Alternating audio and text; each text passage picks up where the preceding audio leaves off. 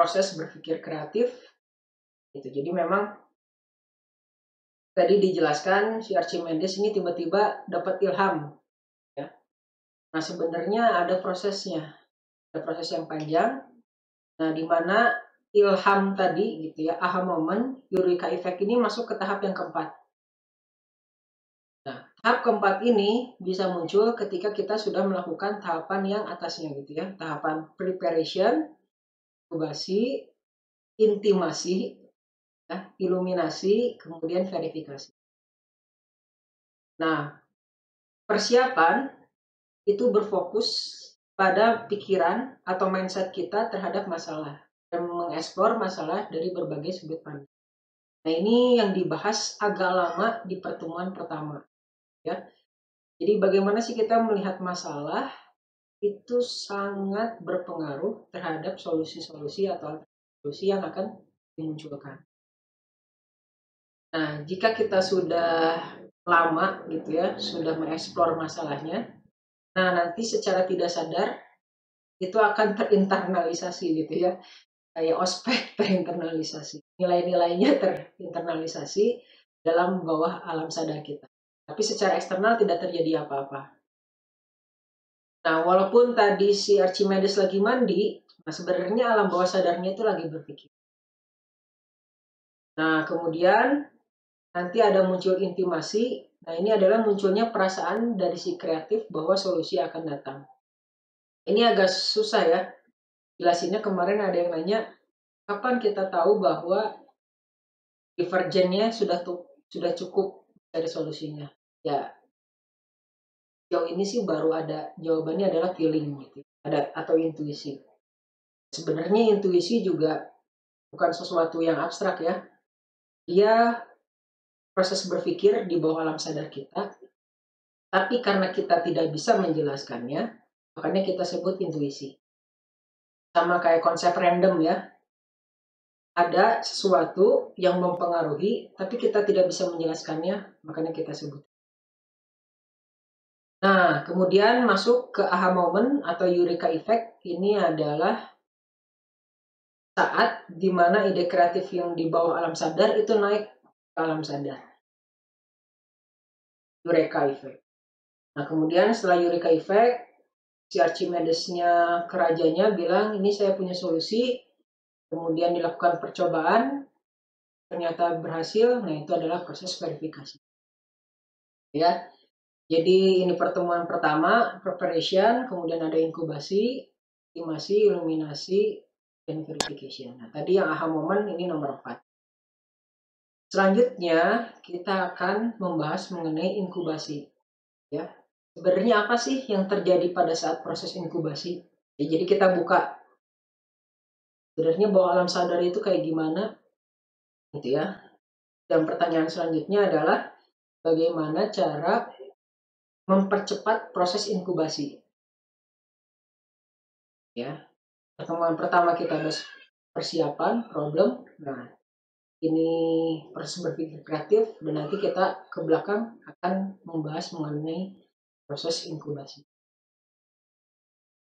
agar sampai ke eliminasi. Itu. Ya, ada yang ingin didiskusikan? Jauh ini?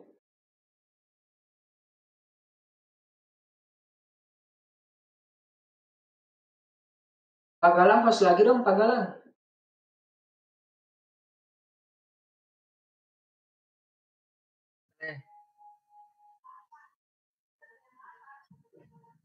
Gimana dari teman-teman semua ada yang mau didiskusiin di setengah sesi pertama kali? Ya, setengah sesi.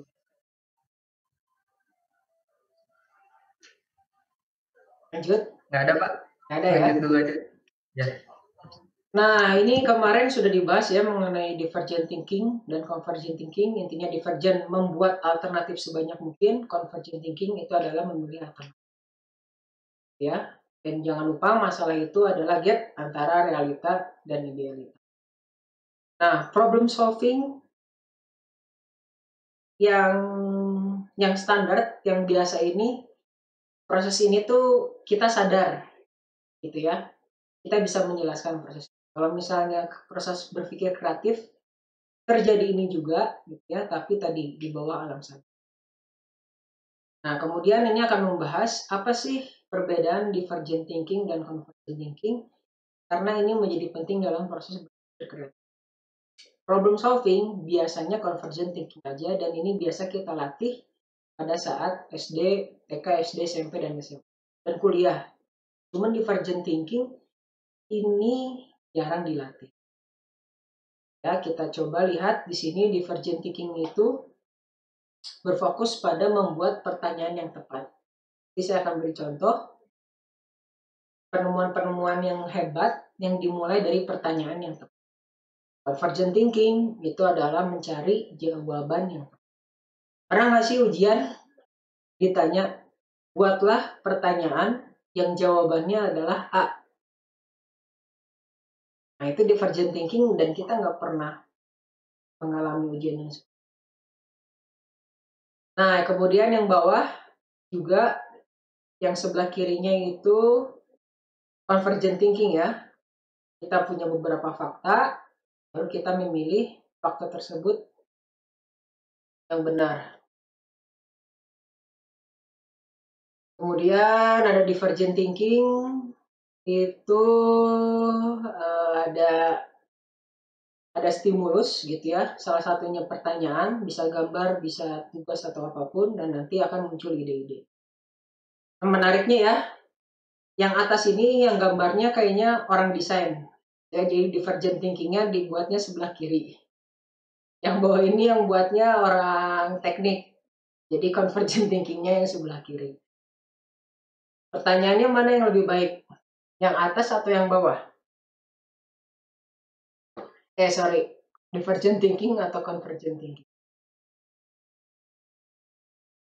Ya, bagusnya dua-duanya ya. Jadi kita harus bisa mengusulkan pertanyaan yang tepat dan bisa mendapatkan jawaban yang tepat.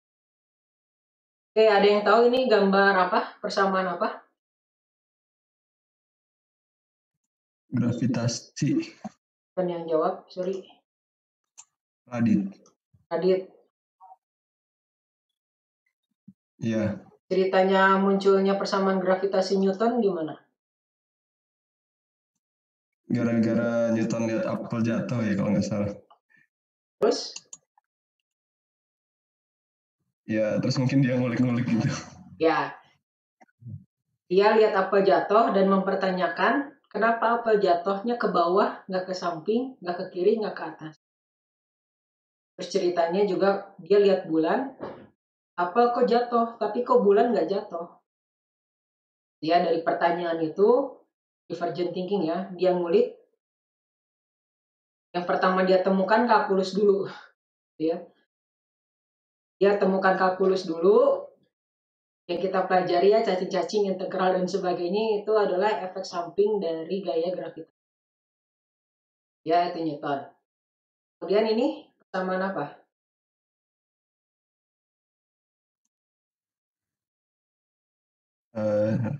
Relativitas khusus ya tuh. Nah, relativitas. Tahu kenapa munculnya dari mana? Einstein ya? Ya, Munculnya dari mana? Pertanyaan apa yang bikin dia muncul? kurang tahu ya, tapi gimana ya? Karena benda-benda kecepatan cahaya itu beda gitu kalau sifat-sifat fisikanya. Jadi muncul teori relativitas ya? Iya. Ya, jadi sejauh ini kita tahu bahwa cahaya itu paling cepat. Nah, Einstein bertanya, kalau misalnya saya masukin pesawat dalam pesawat, pesawatnya dalam pesawat lagi, pesawatnya dalam pesawat lagi, dan maju, terus maju terus, berarti bisa dong pesawat yang paling kecil, yang paling dalam, kecepatannya melebihi cahaya. Ya. Harusnya nggak boleh. Tapi kalau secara kayak gitu, secara Newton bisa kan maju terus dalam pesawat dalam. Nah, gara-gara pertanyaan itu muncullah teori relativitas. Ada yang tahu persamaan ini? Wah, ini kalau tahu keren. Siapa nih?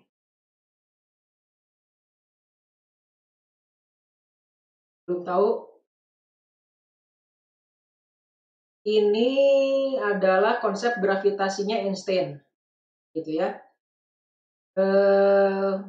Kalau kita lihat matahari kan, itu matahari 8 menit yang lalu ya, karena cahaya dari matahari butuh 8 menit dari sana sampai ke kita.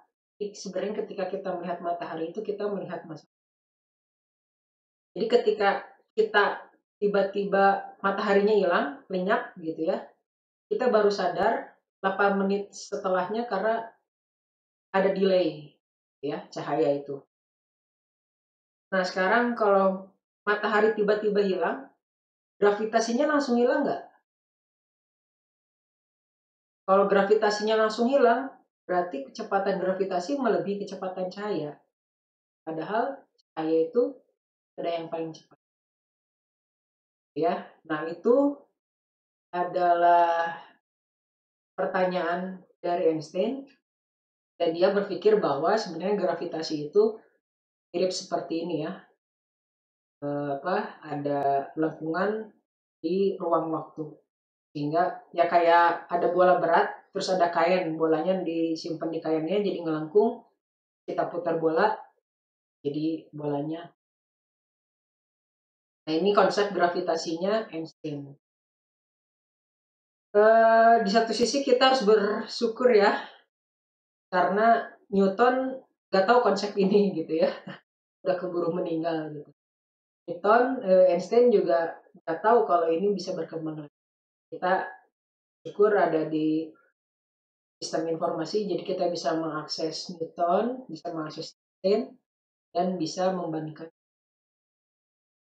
Nah, kalau misalnya kita kaji Einstein gitu ya, memang banyak quotes-quotes yang mempertanyakan, yang berpendapat bahwa imajinasi itu lebih penting daripada. Dan memang kenapa Einstein terkenal? Karena dia melakukan pertanyaan-pertanyaan kritis dan melakukan eksperimennya di otaknya. Ya, kan dilakukan percobaan. Nah, makanya dia bilang imajinasi itu lebih penting. Dia berimajinasi melalui tadi pertanyaan-pertanyaan tadi, divergent thinking, berimajinasi. Nah, muncullah ide-ide yang menarik. Walaupun memang dia menguasai matematika secara kuat, ya, jadi dia menjawabnya dengan rumus matematika. Karena dia masuk ke fisika teoritis. Tidak bisa dibuktikan lewat percobaan, ini hanya sebatas teori. Nah ini dia juga bilang ya imajinasi lebih penting daripada knowledge. Ya, karena tadi sudah dijelaskan proses berpikirnya Einstein itu seperti. Dan dia suka bermusik. Ya. Cuman banyak orang yang nggak tahu Einstein itu pernah diusir dari universitas dan dia bekerja di kantor paten. Walaupun dia bilang imajinasi lebih penting daripada knowledge, ada saat di mana Einstein itu kerja di tempat paten, nah dia itu dapat knowledge banyak tanpa sadar ya. Dia dapat knowledge banyak karena dia sering baca paten. Nah, kemudian pada saat dia kerja di patent office, dia itu banyak bikin paper. Jadi sebenarnya dia secara sadar berimajinasi, tapi dia lupa bahwa knowledge itu penting. Dan dia tidak sadar mendapatkan knowledge itu. Dan dia pakai untuk berimajinasi. Sekarang gimana caranya berimajinasi?